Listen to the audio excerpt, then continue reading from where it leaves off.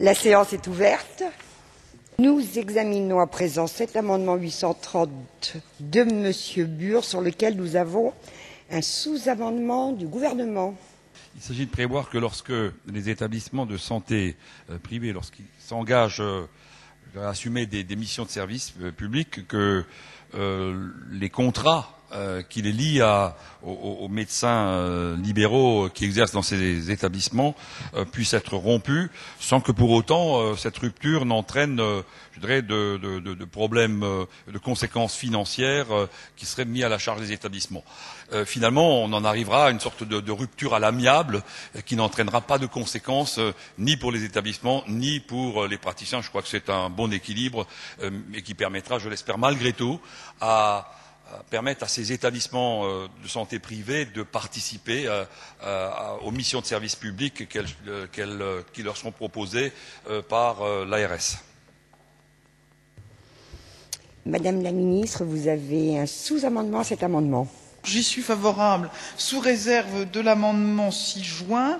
Madame la Présidente, c'est donc de compléter l'alinéa 47 par les mots ou du praticien, puisqu'il s'agit de bien comprendre, de bien d'indiquer qu'aucune des parties ne pourrait réclamer, comme l'a dit Yves Bur, d'indemnisation financière lorsqu'un contrat d'exercice est rompu par refus d'assumer des missions de service public. C'est donc un amendement de précision et d'équilibre. Monsieur le rapporteur, l'avis de la Commission sur l'amendement et le sous-amendement. Madame la Présidente, la Commission avait rejeté le 830, mais que, une fois sous-amendé, il me semble que l'on aboutit effectivement, dans ces conditions, à une sécurité juridique, l'équilibre juridique entre l'établissement et le praticien. Donc, je donne un avis favorable au 830 sous-amendé. Monsieur Le Guen. Pourquoi la loi intervient dans les ruptures de contrat entre un salarié, ou en tout cas un contractant, et l'entreprise? Laissez faire le droit commun. Pourquoi faut-il qu'il y ait une exemption et que l'on protège l'établissement privé en l'occurrence? Je veux dire, excusez-moi, je ne comprends pas. Le droit commun est le droit commun. Il y a des contrats, ils sont respectés. Là, vous êtes en train d'exonérer, d'une façon ou d'une autre, les établissements de leurs responsabilités vis-à-vis du contrat qu'ils ont passé avec un praticien. Il n'y a pas de raison. Monsieur Préel. Que se passe-t-il si le praticien ne veut pas rentrer dans ses missions et l'accepter, et il y a donc possibilité de rupture de contrat? Donc s'il y a une rupture de contrat, est-ce que cette rupture est à la charge de l'établissement ou du praticien? Et les amendements proposés, qui sont équilibrés, semblent montrer qu'effectivement, ni l'un ni l'autre n'aura à payer. Dans la réalité, ce sera la jurisprudence qui le réglera, parce que le praticien qui aura une rupture de contrat ira effectivement au tribunal pour obtenir une indemnité s'il le juge utile, ou l'établissement privé ira également au tribunal dans le cas inverse. Je ne suis pas sûr que l'amendement, sans doute excellent d'Yves Bur, qui est satisfait sans doute d'avoir obtenu une écriture équilibrée, surtout équilibrée avec le sous-amendement du gouvernement, je ne suis pas sûr que cela soit finalement viable. Madame la ministre. Nous ne sommes pas, évidemment, dans une situation, je dirais, de droit commun, parce que ce que nous voulons aussi, c'est, quand il y a des problèmes, être amené à ce que des établissements privés remplissent des missions de service public utiles. Monsieur Le Guen. Un établissement privé de santé va se créer, ou va créer un centre de santé, ou une nouvelle clinique, dans un endroit, je vais dire, particulièrement isolé. Elle va convaincre un médecin d'aller dans cette structure. Nous sommes jusque-là totalement convaincus du bon usage de la logique des choses. Très bien. Là-dessus, dans cette zone, 6 mois après, alors que le médecin a déménagé, s'est installé dans cette zone en question, excusez-moi, monsieur Bur, si vous êtes insensible à cette question, dites-le, affirmez-le, l'établissement décide de participer à la permanence des soins et de dire que son médecin sera de garde un soir sur 3. Pour des raisons qui lui appartiennent, que je peux critiquer à titre personnel, mais pour des raisons qui lui appartiennent, le praticien en question ne veut pas faire ce type de permanence des soins. Là-dessus, on lui dit, bah écoutez, c'est dommage, votre contrat est rompu, vous n'avez pas le droit d'indemnité. Mais où vous êtes là? Enfin, je veux dire, on est dans un droit, excusez-moi, c'est pas parce qu'on est médecin, effectivement, que tout d'un coup, il n'y a plus de droit social. Si on demande à un salarié ou à un contractant libéral d'avoir un lien avec un établissement, si on modifie substantiellement son contrat de travail, il doit pouvoir toucher très normalement les indemnités qui lui appartiennent.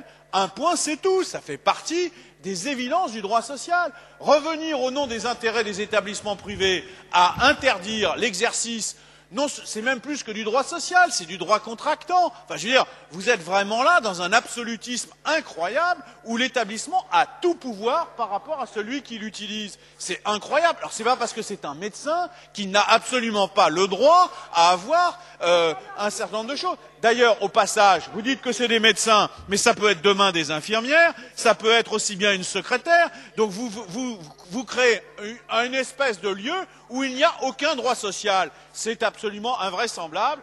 Monsieur Le Tert. Je suis surpris, Yves Bur, par cet amendement.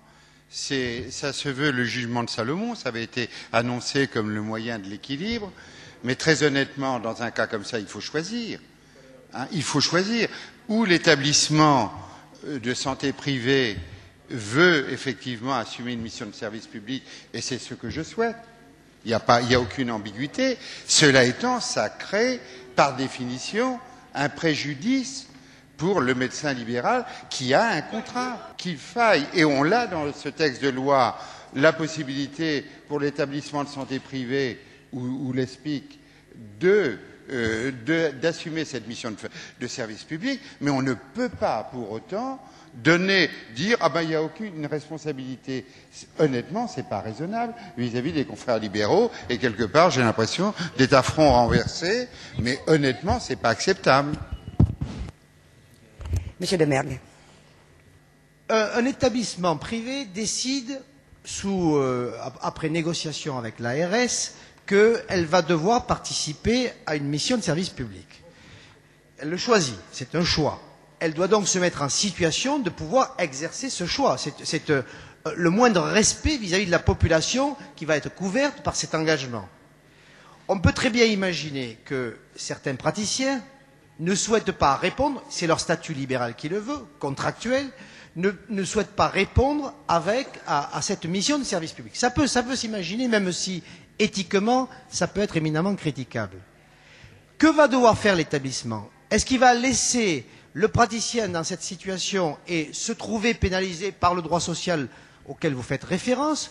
Ou est-ce que cet établissement doit se mettre en situation de pouvoir régler le problème et d'assurer cette mission de service public? Pour que l'établissement puisse le faire, il faut qu'il y ait une rupture contractuelle non pénalisante, de sorte que l'établissement puisse acquérir les conditions pour assumer cette mission de service public. Alors, là où on peut vous l'accorder un bémol, si j'ose dire, c'est qu'il est bien évident qu'il vaut mieux que l'acceptation du service public soit faite en amont, après accord des professionnels qui vont jouer ce rôle. Et je pense qu'en pratique, ça se passera comme ça. Mais de grâce, ne nous faites pas l'offense de dire que nous voulons rompre le droit social entre les médecins et les établissements. Au contraire, on y est très attachés. Mais ce qui nous motive par-dessus tout, c'est que l'ensemble des missions de service public soient exercées sur l'ensemble du territoire dans l'intérêt des Français. Bien, Madame Delaunay, et après nous allons conclure ce débat. Les médecins ont déjà, vous le premier, vous comme nous, assez à leur charge de responsabilité, d'obligation. Je pense qu'ils ne doivent pas vivre dans un état de non-droit. Bien, je mets aux voix le sous-amendement 1560 présenté par le gouvernement. Qui est pour? Qui est contre? Il est adopté. Je mets aux voix l'amendement 830 sous-amendé. Qui est pour? Qui est contre? Il est adopté.